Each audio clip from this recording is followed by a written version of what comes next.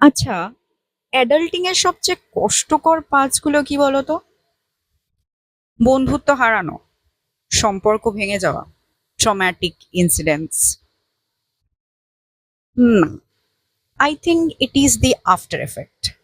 যখন তোমার মধ্যে আসা সেই ছোট্ট ছোট্ট পরিবর্তনগুলো তুমি যাদেরকে কষ্ট দিতে চাও না, অর্থাৎ তোমার মা বাবা, তাদেরও চোখে আস্তে আস্তে পড়তে শুরু করে।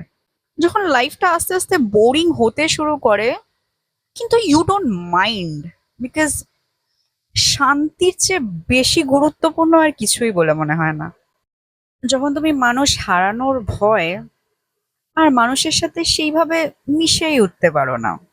ইউ হ্যাভ ফ্রেন্ডস, বাট ওই ডিপার কানেক্টটা আর হয় না, সবকিছু এই সারফেস লেভেলেই এসে আটকে যায়।